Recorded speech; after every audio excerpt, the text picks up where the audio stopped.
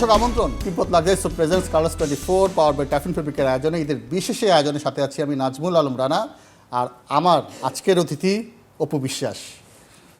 ঈদ মোবারক। ঈদ মোবারক। কি অবস্থা? এই তো ভালো, বরাবর তোমাকে পেলে ভাই খুব বেশি ভালো লাগে। না আমিও কনফিউশনে থাকি যে মানে তোমার এসে কোন প্রশ্নটা করবা। যাই হোক, আমার কাছে মনে হয় মানে তোমার অনেক রকম কথা হয়েছে, মানে ধরো যে তোমার সাথে অনেক রকম ইন্টারভিউ হয়েছে, তাই না? এখন তুমিও পেতে পারো আমার মতন সফট আর গ্লোয়িং স্কিন আর দিনভর সুরভিত আত্মবিশ্বাসের গ্যারান্টি তিব্বত লাক্সারি সো, বাংলাদেশের রূপ। তো একটা বিষয় বোধহয় একটু মানে বলতে পারি আজকের, যেহেতু আজকে আমরা বসছি, তোমার সংসার জীবনে 16 ঈদের গল্পটা আমরা আজকে একটু শুনতে চাই। এটা এটা এটা এটা বোধহয় কখনো বলো নাই না? না ওইভাবে বলা আচ্ছা, হয়নি। আমি একটু প্রথম ঈদের গল্প, বিয়ের পর 2008 সালে প্রথম ঈদ, প্রথম কোরবানির ঈদ, যেহেতু এই কোরবানি ঈদে আছি আমরা, কোরবানিটা কেমন ছিল, মানে কি অভিজ্ঞতা ছিল প্রথম ঈদ? মানে তুমি মানে বলতে যাচ্ছ তাহলে ঈদের 8টা কুরবানি কিভাবে কেটেছে? ওকে, হ্যাঁ এভাবে এইভাবে হইতে পারে, 16টা ঈদও হইতে পারে, রোজা ঈদও যোগ করতে পারো। শুরু দিয়ে শুরু করি। আচ্ছা, তো দেখো, প্রথম কুরবানি ঈদটা তো আমার জীবনে বলতে গেলে একদমই প্রথম, মানে পুরোটাই প্রথম।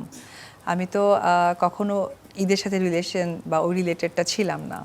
তো আমার প্রথমের দিকে একটু আমার বুঝতে কষ্ট হচ্ছিল এবং আমি কিভাবে ঈদটা আসলে ওইভাবে অ্যাডজাস্ট করব বুঝতে পারছিলাম আর না। কোরবানি ঈদ, আবার কোরবানি ঈদ, মানে আমার একেবারেই বলতে পারো কোনো এক্সপিরিয়েন্স নেই, কিন্তু আমি অনেক লাকি, ওই বাসার মানুষরা কিন্তু আমাকে সেই ব্যাপারটা অনেক বেশি সাপোর্ট করেছে ফার্স্ট। আর অবশ্যই যে মানুষটার কারণে ওই বাসায় যাওয়া, কোন মানুষটা?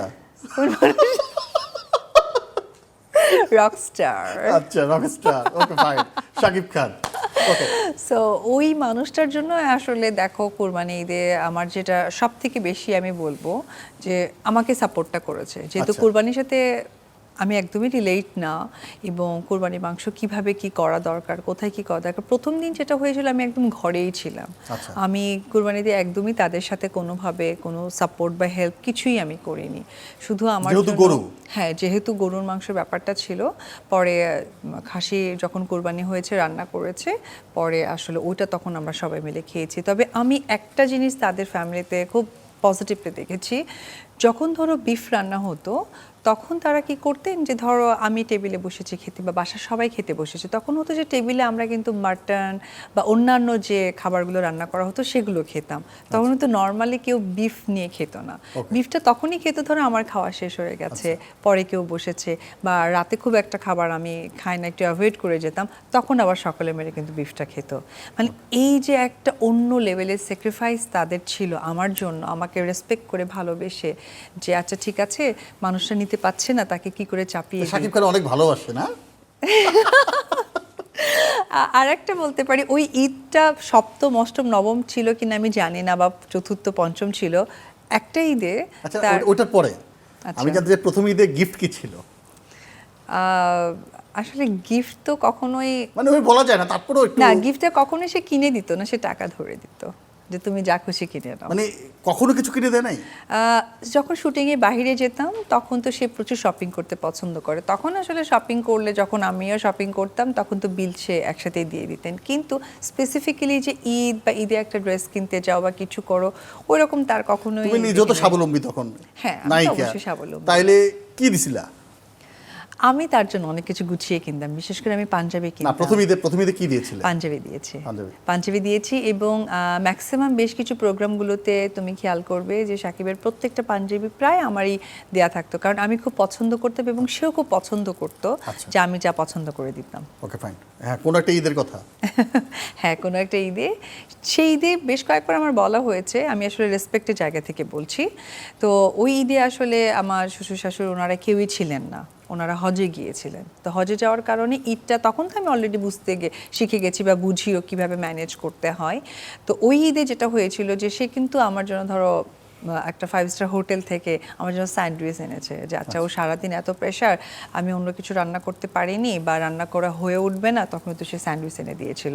তো এই অনেক কিছু কিছু জিনিস আছে আসলে, যেটা আসলে অনেক হিডেন একটা ভালোবাসা, হিডেন একটা রেসপেক্ট, মানে হিডেন ভাবে আমাকে মানে সাপোর্ট পুরো করা। বিষয়টা তো হিডেনই ছিল না?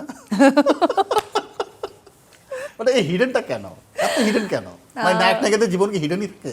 না, আসলে সবার তো এখন দেখি না হিডেন থাকে, আসলে আমার আচ্ছা রানা, আমার প্রশ্ন, এবার আমি কিন্তু হোস্ট, ঠিক আছে? আমার প্রশ্ন, প্রিয় দর্শক, এই মানুষটি হচ্ছে আমাদের অত্যন্ত আদরের একটি ছোট ভাই, আমার সাকিবের, আমাদের সকলের। আজকে সেখান থেকে নাজমুল রানা, কিন্তু আমার কথা, আমাদের সব কিছু সে জানতো। এবার তুমি বলো হিডেনটা কেন? আচ্ছা, আমরা পরের প্রশ্নে যাই। শেষ ঈদ কি ছিল? শেষ ঈদ আসলে আব্রাহামের পরেও তো প্রচুর ঈদ করা হয়েছে। ওইরকম শেষ ঈদ বলবো না, প্রত্যেকটা ঈদেই, যেমন রোজার ঈদে তোমার হচ্ছে কি সে শুটিংয়ে গেল, সেই দিন আমি বাসায় ছিলাম, আব্রাহাম গিয়েছে, আমরা সবাই মিলে আনন্দ করলাম এবং সে ফ্লাইটে বিকালের জন্য বেরিয়ে গেল। আসলে নর্মাল একটা পারিবারিক লাইফটা যেমন সিম্পলি হয়, মানে ঠিক এইরকম।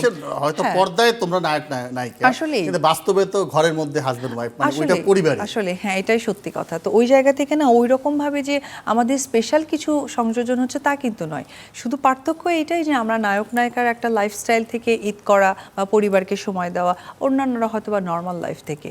আরেকটা পার্থক্য হচ্ছে অন্যান্যরা তাদের ফ্যামিলি সহকারে হয়তো বা শপিং করতে চায়, সকলেই জানে। আমরা হয়তো শপিং করতে যাইনি, সকলেই জানে না, বাট পারিবারিক লোকেরা জানে। তবে এটা খুব ভালো যে তুমি এখনো কোরবানি দাও হ্যাঁ, ছেলের জন্য, হ্যাঁ। এটা খুব ভালো। হ্যাঁ। একটু মানে কেন এই কন্টিনিউটা, যদিও আমি একটু খানিকটা জানি, দর্শকও যদি জানে। আচ্ছা, প্রথমেই হচ্ছে আগে তো আমার কুরবানি ঈদ ওইভাবে স্পেশালি আমার করার প্রয়োজন হতো না, যেহেতু আমি ওদের বাসাতেই করতাম। আর কাদের বাসায়? আমার ছেলের বাবার বাসায়। সে কে? মানে ছেলের বাবার নামটাই একবারও বলছো না, কি রে ভাই? রকস্টার, বুঝতে হবে। রকস্টারটা কে? কুরবানি ঈদের রকস্টার, আচ্ছা, okay, fine. দর্শকরা বুঝে নিচ্ছে। হ্যাঁ, নিচ্ছে। তো রকস্টার পরে একটা নাম তো আছে। গ্লোবাল স্টার, তারপর সুপারস্টার, তারপর সুন্দর মানুষ, তারপর সুন্দর বাবা, তারপর সহশিল্পী, তারপর তোমাদের বড় ভাই তারপর শাকিব খান। ওকে, হ্যাঁ, যেটা বলছিলাম ছেলের জন্য। আচ্ছা, যেটা হয়েছে যে দেখো, আব্রাহামকে তো আমার আসলে ওই পরম্পরা বা ওই শিক্ষাটা তো জানানো দরকার যে এটা কোরবানি ঈদ, এইভাবে কোরবানি হয় এবং কোরবানির সাথে যে ইউজ টু করা বা অভ্যস্ত করা, যার জন্য ও যে ঠিক যে বছরটা আমার কোলে এসেছে সেই বছর থেকেই আমি আসলে কোরবানি দিই এবং খাসি কোরবানি দিয়ে আসছি, এবারও তার ব্যতিক্রম না। আর ইদানিং কালে দেখা যাচ্ছে গত ঈদ থেকে শুরু হয়েছে, কুরবানিটা সে বুঝতে শিখেছে, এনজয় করছে এবং মাংস কাটাকাটির পর যে সেটা বাসায় নিয়ে যাচ্ছে, সেও অনেক সময় খুব ছোট ছোট গাবলা নিয়ে এসে মাংস ভরছে আর উপরে নিয়ে যাচ্ছে, লিফটে একটু ওয়েট করছে। মানে সব কিছু মিলে বেসিক্যালি আমার কাছে মনে হয় যে ধর্ম শিক্ষাটাও তো ইম্পর্ট্যান্ট। তো তার তো জানতে হবে যে এটা কুরবানি ঈদ। তো এখন বলতে পারো যে তার বাবার বাসায় নয় কেন, যেহেতু দেখো তার বাবার বাসার যাতায়াতের জায়গাটা সব সময় বা ঈদের সময়টা তার বাবার বাসায় অন্যভাবে গরু কোরবানি দেয়া হয় এবং অনেকেই আসেন, নিয়ে যান। ও এখনও অনেকটা যথেষ্ট ছোট মানুষ। তো সব কিছু মিলে আমি আমার বাসাতে কোরবানি দিই, যাতে ওর কাছে ফিলটা না হয় যে মানে আমার মার বাসাটা একটু ডিফারেন্ট কিছু হচ্ছে, যদিও সে বোঝে যে আমার মার ফ্যামিলির মানুষরা আলাদা, আমার বাবার ফ্যামিলির মানুষরা আলাদা ধর্মীয় জায়গা থেকে, কিন্তু আমার কাছে মনে হয় যে বাচ্চার আনন্দটা ইম্পর্টেন্ট, বিধায় আমি আসলে কুরবানিটা সে জন্মাবার পর থেকে আজকে 9 বছর আমি টানা দিয়ে যাচ্ছি। এটা খুব ভালো এবং এটা প্র্যাকটিসের মধ্যে একটা পারফরমেন্স লাগে, হোক সেটা 2 লাইনের একটা সংলাপ অথবা 2 লাইনের একটা গান। অপু বিশ্বাস দুইটাই খুব ভালো পারে, লাকি। এটা আমার জন্য খুব লাকি যে আমার এমন গেস্ট যে সে দুটাই পারে। ট্রাই করব। ওকে। ডানা মেলে প্রজাপতি উড়ি উড়ি ঘুরি ঘুরি গাইছে গান, সবুজ পথে মিঠো পথে হাওয়ায় দুলে দুলে গাইছে গান, ও প্রজাপতি চাষ কোথা তোরে। এটা তোমার নিজের ছবির গান? হ্যাঁ। মানে প্রযোজক হিসেবে ওই একটা ছবি লাল শাড়ি ছিল, এরপরে অভিনয় কিংবা প্রযোজনা মানে আপডেট কি মানে আমরা পাচ্ছি না। বিশেষ করে তোমার এই ঈদে একটা ছবি মুক্তি পাওয়ার কথা ছিল, গেল ঈদে একটা ছবি মুক্তি পাওয়ার কথা ছিল, কোনোটাই দেখলো না। এর কারণ কি? আচ্ছা, প্রথমে হচ্ছে আমার প্রযোজনা সংস্থার কথা বলি। এখন যেহেতু আমি আসলে একটু সিনেমা তো করা হচ্ছেই, আমার পাশাপাশি আমি আসলে মডেলিংটা অনেক বেশি বিজি বলতে পারো। সেটা হচ্ছে ওপেনিং, ব্র্যান্ডিং, ফটোশ্যুট, আমি ব্র্যান্ড অ্যাম্বাসেডর হিসেবে যুক্ত হওয়া, এগুলোতে একটু বেশি এঙ্গেজ হওয়ার কারণে এইদিকে আমার সময়টা খুবই বেশি দেওয়া হচ্ছে। আর যে দুটো সিনেমার কথা বলছো সেটা হচ্ছে দুর্বার এবং হচ্ছে সিক্রেট। এই দুটো সিনেমার আমার 60 এবং 40% শুটিং হয়ে গেছে, কিন্তু প্রযোজনা সংস্থায় কিছুটা টেকনিক্যাল প্রবলেমের কারণে আসলে জিনিসটা পিছিয়ে গেছে। কিন্তু আমার একটাই কথা তাদেরকে, যে আপনারা যেভাবে পেছান না কেন, আলটিমেটলি লাস্ট অব্দি যেন ভালো কাজটা হয়। সো ভালো কাজের জন্য আসলে ওয়েট করা। ওকে, একটু আগে বলছিলা যে ওপেনিংয়ে ব্যস্ত, একটা বিষয় আমার চোখে পড়েছে, আমি এটা জাকিব মানে খুব ভালো যারা এটার সাথে রিলেটেড তাদের দেখলে প্রশ্নটা করার চেষ্টা করি, সেটা হচ্ছে ধরো যে তোমরা যারা ওপেনিং করতে যাও তখন দেখা যায় অনেক অনেক অনেক মানুষ, কখনো পুলিশ, কখনো আরও মানে আর্মি, সেনাবাহিনী দিয়ে জিনিসটা হ্যান্ডেল করতে হচ্ছে। কিন্তু তোমাদের ছবি যখন সিনেমা হলে যাচ্ছে দর্শক পাচ্ছে না, এই ক্রাইসিসটা আসলে কি? আই এম সো লাকি যে এটা আমার লাইফে হয়নি। আমি কিন্তু আজকে তুমি যদি বলো যে এইরকম মডেলিং কখন করছে অ্যাজ এ অপু বিশ্বাস, যখন বলতে পারো সিনেমার অনেকটা জার্নি আমি কাটিয়ে ফেলেছি, ব্যক্তি জীবনের একটা বিরতি বলতে পারো, তারপরে আমি যেহেতু অপু বিশ্বাস এত বছর কাজ করেছি, সেই রিনাউন নেমটি বলতে পারো, সেটাকে ধরে আমি কিন্তু বিনোদনের কাজ করছি বা আমার মডেলিংয়ের কাজটা করা। কিন্তু আমি যখন ফুল ফেসের হিরোইন ছিলাম তখন কিন্তু আমাকে নিশ্চয়ই ওপেনিংয়ে বা কোনো কোথাও দেখোনি। এবং আমি যতটুকু জানি দর্শক জনপ্রিয়তা বা হলে কিন্তু শাকিব খান এবং অপু বিশ্বাসের জায়গাটা অবশ্যই আমি বলবো অনেক হিউজ, এবং এখনো পর্যন্ত সেটা চাই। আর তুমি যে স্পেসিফিক্যালি কথাটা বললে, এইটা আসলে কি হয়েছে জানো তো, এটা আমার কাছে মনে হয় যে আমাদের যে চলচ্চিত্র যে নায়িকারা কাজ করছেন বা যে শিল্পীরা কাজ করছেন বা নায়করা কাজ করছেন, তাদের বড় গ্যাপটা হচ্ছে তারা যতটা কাজ করে হয়ে ওঠেননি, হয়তোবা প্রেজেন্টেশনটা তার থেকে বেশি দেখানোর চেষ্টা করছে। যেটা অনেক সময় হয় কি, চলচ্চিত্র কিন্তু অনেক বিগ একটা ক্যানভাস, এবং এখানে কিন্তু তোমাকে অনেক বেশি পজিটিভ হতে হবে, আদারওয়াইজ কিন্তু এখানে তোমাকে রান করা একদমই সহজ নয়। আর তুমি যে প্ল্যাটফর্মের ওপেনিংয়ের কথা বলছো, এটা এখন এমন হয়ে গেছে, আমি ডিউ রেসপেক্ট এভরি সাইড থেকে বলি, ধরো টিকটকেও কেউ একজন অনেক ফেমাস, তুমি তাকে ফেসে চেনো, অথবা অনেক সোশ্যাল মিডিয়াগুলো আছে সেখানে তারা অনেক ফেমাস, কোনো না কোনো কারণে ব্লগ করে বা কিছু করে। সেই মানুষগুলো যখন কোনো একটা পাবলিক প্লেসে যায়, তখন সেই পাবলিকগুলো ওই যে দেখেছে একটু আগে মোবাইলে বা টিভি স্ক্রিনে, ওই আগ্রহ থেকে যায়। আর একটি সিনেমা হলে যখন তুমি যে দর্শককে নিয়ে যাবে, সে তার পকেট থেকে টাকা বের করবে, সে ভালো লাগার আর্টিস্টকে আগে ওরা চিন্তা করবে, টিকিট কাটবে মারামারি করে, হুড়োহুড়ি করে, তারপরে সে সিনেমাটা দেখতে যাবে। তো দুটা চিন্তাধারা কিন্তু অনেকটা। আচ্ছা, তুমি কি যখন অপু বিশ্বাস হও না, সিনেমা হলে গিয়ে সিনেমা দেখছিলা? আমার খুব একটা দেখা হয়নি, তবে আমি ময়নামতি দেখেছিলাম, যেহেতু আমার মা রাজ্জাক আঙ্কেলকে প্রচুর পছন্দ করতেন, মার সাথে যাওয়া হয়েছিল। তুমি কার পছন্দ করতা? আমি সালমান ভাইকে অনেক পছন্দ করতাম। এটা অনেক মেয়ে আসলে, এবং আসলে মানে একজন হিরো বলো, সৌন্দর্যের জায়গা থেকে বলো, স্টাইল বলো, আর একজনকে পছন্দ করে জাফর ইকবাল স্যারকে। অবশ্যই। আচ্ছা, সালমান শাহ যদি কোনো ছবি রিমেক হয়, তোমাকে বলা হলো নায়িকা, হ্যাঁ, কোন ছবিটা করতে চাইবে? জীবন সংসার। ওয়াও। আর নায়ক কে থাকবে সেখানে? সালমান ভাই হলে তো খুবই ভালো, বাট আমি চাইবো শাকিব খান। ওকে, ফাইন। এই যে ফাইন, তুমি হালকা করে নিলা। না না, এই যে চাইবা, আমি তুমি চিৎকার দিয়ে ওঠো গোলের মতো। না না, এই যে চাইবা, সেটা কেন হচ্ছে না? মানে মানুষ হয় না যে মানে মানে হইতেই পারে, আমরা ব্যক্তি জীবনে হয়তো আমাদের মধ্যে একটা ক্রাইসিস তৈরি হয়েছে, সেটাকে আমরা পর্দায় ওই প্রফেশনালিজম দেখাবো? না না না, একদমই না। তাহলে কি হওয়া উচিত? না দেখো, এটা কিন্তু আমার বা শাকিবের কথা বলতে পারো। আমি তুমি কি বলো, তোমার কি মনে হয় না যে অনেক প্রযোজক পরিচালক চায়, তোমরা চাও না? আমি তো 100% চাই, এবং প্রযোজক চায় না? না না না, এটা আমার কাছে মনে হয় না, উনি ওইরকম মানুষই নয়। আমার কাছে মনে হয় যে ওইরকম ভাবে যাচ্ছে না এবং পৌঁছাচ্ছে না। আমার মনে হয় একটা প্রপার ব্যাপারটা তো থাকে। সো এখন তো উনি অনেক বেশি ক্যালকুলেটিভ, সো ওই প্রপার হয়তো বা কেউ জিনিসটা মেকই করতে পারেনি, আই থিঙ্ক। ওকে, বিভিন্ন জায়গায় যাও, অনেক মানুষ দেখে, অনেক ভক্ত আসে, ভক্তরা এই কাজ করে ফেলছে, এই পাগলামিটা কি? কিছুদিন আগে আমার বাসায় একটা মোবাইল ফোন গিফট এসেছে, এবং মোবাইল ফোনের প্যাকেট থেকে শুরু করে কাগজ পর্যন্ত সমস্ত জায়গায় চিঠি লিখা, মানে এদিকে ওদিকে এদিকে ওদিকে, কোথাও কর্নারে ধরো বাকি নেই, ধরো এভাবে তো একটা পেজ থাকে, লিখে যায়, তারপর এদিকে তো একটু ফাঁকা থাকে না, ওইদিকেও লেখা হয়েছে মোবাইলে। মোবাইলটা তোমার ছিল মনে হয় আইটেল, দাম লেখা ছিল আবার সেখানে। মোবাইলটার দাম ছিল 1250 টাকা, একটা মেমোরি কার্ড ছিল 400 টাকার, একটা সিম কার্ড কিনেছিল 120 টাকা দিয়ে, আর ওখানে আমাকে এমবি টাকা ভরে দিয়েছিল 750 টাকা দিয়ে। তো এগুলো সব উল্লেখ করে লিখেছে, সিমও ভরে দিয়েছিল, আর খুব অনুরোধ করে বলেছিল আমি যেন তাকে এই নাম্বারে ফোন করি। সে আমাকে প্রচণ্ড ভালোবাসে। ও মাই গড, এরকম ভালোবাসা তো অবশ্যই, মানে এই দীর্ঘ ক্যারিয়ারে অনেক ভালোবাসা আসলে জন্মেছে। আচ্ছা, আমরা স্বপ্ন দেখি না? দেখি। ঘুম ভাঙার পরে যাক আল্লাহ বাঁচাইছে, এটা স্বপ্ন ছিল, এরকম অদ্ভুত স্বপ্ন কি ছিল?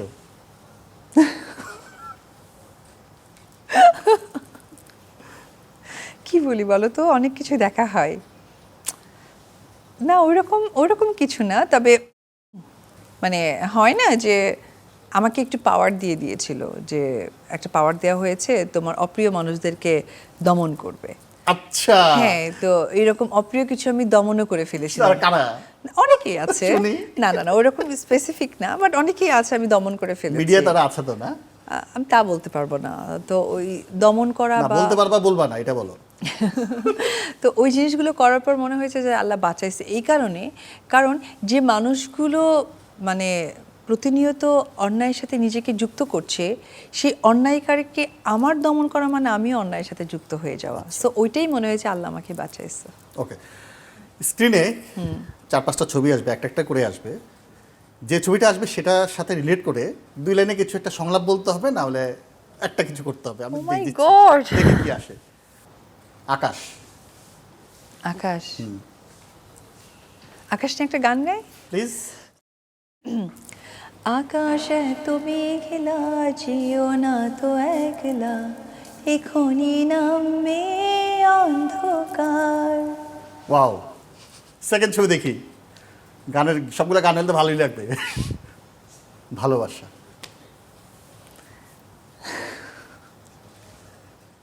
প্রেম ভালোবাসা দুটাই, হ্যাঁ। তাইলে কি হইতে পারে? একটা সংলাপ তো হইতেই পারে না? সংলাপ কি দিব, ভালোবাসা। It's a 100% love love love love. Okay fine, পরের ছবি। নাচ, ও তোমার পছন্দের। হ্যাঁ, নাচের একটা প্রথমেই যে গানটা আমরা ছোটবেলায় ফার্স্টে শিখেছি সেটা হচ্ছে তোমার নাচ বই নাচ। না, বাপুরাম ও বাপুরাম, বাপুরাম সাপুরে কোথায় যাস বাপুরে, আই বাবা দেখে যা। দুটো শব্দ। এই নাচ ছোটবেলায় কেউ করেনি এরকম এমন নাই। কোনো নৃত্যশিল্পী নেই। ওকে, পরের ছবি দেখি। টাকা, এটা কোনো কথা? এটা সংলাপ দাও চৌধুরী সাহেব। আচ্ছা, তুমি তো আমার অনেক ভালোবাসার একটা ভাই, তাই না? এটা তোমার জন্য পাও না। ওকে, সালামি। ওকে, দেখি পরের ছবি। এটা কোনো কথা? এটা নিয়ে কি বলবা? সত্যি নিজেকে নিয়ে কখনো ভাবিনি, এটা খুব কঠিন একটা প্রশ্ন, একদম সত্যি কথা। আব্রাহামের মা। Abraham, okay fine. ঈদ চলছে, তোমার অনেক সহকর্মী আছে, ক্যামেরা দিয়ে চোখ দিয়ে 5 জন তোমার সহকর্মীকে ঈদ মোবারক বলবা, নাম ধরে। কোন 5 জন? দেখো, সবার সাথেই কাজ সবার করেছি। সাথে, হ্যাঁ, তোমার অনেক প্রেম আছে সবার সাথে, বলো একজন একজন করে 5 জন। আচ্ছা, প্রথমেই আমার সহশিল্পী যাদের সাথে আমি কাজ করেছি তাদের সকলের উদ্দেশ্যে ঈদ মোবারক। ওকে, আচ্ছা, তারপরে আমার একজন সাংবাদিক বন্ধু আছে, রাহাত সাইফুল, তোমাকে ঈদ মোবারক। ওকে, আমার স্টাইলিং অ্যান্ড কোরিওগ্রাফিতে আছে কাদরি মাহফুজ, কাদরি ভাইয়া তোমাকে ঈদ মোবারক। রিসেন্টলি কাজ করেছি একটা হিরোর সাথে, খুব ভালো একটা ছোট্ট একটা পারফরমেন্স করে ভালো নাম হয়েছে, আদর আজাদ, আপনাকে ঈদ মোবারক। আর আর আর আর কি বলো। আর শিল্পী আমার বান্ধবী সিথি সাহা, তোমাকে ঈদ মোবারক। পাশে তোমার পুচকুটাকে ঈদ মোবারক। আর একজন বলতে হবে, আর একজন হচ্ছে আমার ডিরেক্টর বন্ধন বিশ্বাস, তোমাকে ঈদ মোবারক। এই যে যারা এটা দেখছে তারা খুব সারপ্রাইজ হচ্ছে। তাই একজনকে মানে আশা করেছে, কে? তাই না? শাকিব খান। অবশ্যই। আচ্ছা, উনি তো আফটার তো যেহেতু স্ক্রিনে নাই, সুতরাং ঘরের মানুষ, সারাক্ষণ ঈদ মোবারক বলা। সহকর্মী তো ভাই, অনেক হিরোই তো আছে, আমি তো মানে স্পেসিফিক শাকিব বলছি। খানকে ঈদ মোবারক না, বিষয়টা তো এরকম। হ্যাঁ হ্যাঁ, শাকিব খানকে ঈদ মোবারক না, না অবশ্যই ঈদ মোবারক, কেন না? এটা তো কেন পাঁচজন সহকর্মীর মধ্যে সে পড়লই না। আমি ভেরি রিসেন্ট যাদের সাথে কাজ করেছি আমি Okay, আসলে fine. তাদেরকে আচ্ছা ঠিক আছে, এখানে আসলে আমার পেঁচানো কিছু না, যেটা আমি অপশন দিই নাই এত, 5টা হ্যাঁ, দিয়েছি, হ্যাঁ, 5টা, right. 10টা হলে অবশ্যই পড়ে যেত নাকি? হ্যাঁ হ্যাঁ, না 10টার মধ্যে পড়তো না? 10টার মধ্যে পড়ে যেত। পড়তো না। তুমি দেবদাসের একটা সংলাপ বলো, তোমার খুব পছন্দের একটা ছবি দেবদাস। হ্যাঁ, তা তো অবশ্যই। সেটাই। সেটা হচ্ছে শাকিব খান যখন মাথার মধ্যে একটা বাড়ি মারে বর্ষি না, দিয়ে, দেবদাসের সমস্ত ডায়লগে অনেক বেশি টাচি। একটা হচ্ছে যে দেবদাসের কাছে যখন রাত্রে যাই বিয়ের জন্য, তো দেবদাস তো আসলে তাকে বিয়ে করতে চায় না, তখন পার্বতী বলে যে আমার রূপ আছে, আমার গুণ আছে, আমি দেখতে অনেক সুন্দর, কিসে কম আমি, আর যার সাথে আমার বিয়ে ঠিক হয়েছে উনি অনেক প্রতাপশালী, অনেক টাকাওয়ালা, অনেক পয়সাওয়ালা। দেবদা, তুমি ভুলে যেও না, আমি কিন্তু এখন যাকে বিয়ে করব বা যার স্ত্রী আমি হতে যাচ্ছি, সেও কিন্তু তোমার থেকে কোনো অংশে কম নয়, বরঞ্চ বেশিই হবে। ওয়াও।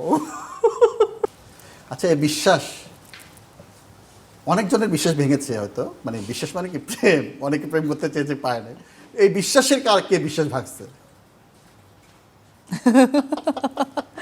এই শোনো, সব মিলে তো একটাই উত্তর, একটাই প্রশ্ন, তো দর্শক অলরেডি সব সব জানে। জানে না? আচ্ছা ঠিক আছে, যাই হোক, আমরা আর ভিতরে না যাই। না যাই। সেটা হচ্ছে যে ফুটবল এখানে চলে এসছে, গোলবারও চলে আসছে, মানে এখন ফুটবল উন্মাদনা, যেহেতু 11 তারিখ থেকে 11 জুন থেকে আমরা বিশ্বকাপ ফুটবলে মেতে উঠবো। বিশ্বকাপ নিয়ে একটু কথা বলি। অপু বিশ্বাস কোন দল করে? আমি মনে হয় দেখাচ্ছিলাম জি, না জি, এইভাবে। জি। ব্রাজিল। হ্যাঁ, সত্যি।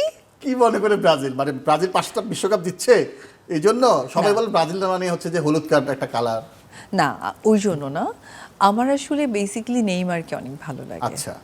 কিভাবে ভালো লাগে? যেহেতু আমি একজন শিল্পী, আমি শিল্পীর চোখে দেখলে তার মধ্যে একটা অন্যরকম স্টাইল আছে। মেসির চেয়েও? অফকোর্স মেসি অনেক ভালো, কিন্তু তুমি যদি দেখো শাহরুখ খান আর সালমান খান, আমার শাহরুখ খানকে অনেক ভালো লাগে, তার মানে এই নয় যে সালমান খান খারাপ। তো ওই জায়গা থেকে আমার আসলে নেইমারকে অনেক ভালো লাগে, তার স্টাইল সব কিছু অনেক বেশি ওপেন এবং একটা ড্যাম একটা ব্যাপার, এবং খুব সত্য সত্য একটা বিষয় লাগে। সো এই সব কিছু মিলে আগে প্রথমে মানুষটাকে ভালো লেগেছে, দেন আসলে আমার কাছে ব্রাজিলটা, তখন খেলা দেখার একটা ইন্টারেস্ট জেগেছে, অ্যান্ড আমি খেলার প্রতি অনেক বেশি। Okay. বিশ্বকাপ খেলা যেহেতু আমরা অনেকদিন ধরে তো হচ্ছে, 4 বছর পর পর আসে, এই খেলা নিয়ে কি কোনো মজার গল্প আছে, মানে ছোটবেলায় এই পাঞ্জাবি? আমি আগে ওই রকম বিশ্বকাপের প্রতি উন্মাদনা ছিল না। আচ্ছা। কিরকম ছিল সেটা হচ্ছে, ধরো বাসায় দেখতাম যে জার্মানি, আর্জেন্টিনা, ব্রাজিল, আমাদের এলাকায় সবাই পতাকা টানাইতো। আচ্ছা। তো আমার যে কালারটা ভালো লাগতো আমি সেই কালারটা বাবাকে বলতাম। আমার এমনও হয়েছে, ধরো আমি জার্মানির কালার লাগাই রাখছি, ভালো লাগছে, বাবা এটাই নিয়ে আসে। বাবা হয়তো ফোন করে বলছে যে এরকম ওই তোমার ফিরোজা, লাল স্টেপ, ব্রাজিল, ওগুলো পাচ্ছি না, এই কালার নিয়ে আসো বাবা, সবাই টানাইছে, আমার টানাইতে হবে। একটা হইলে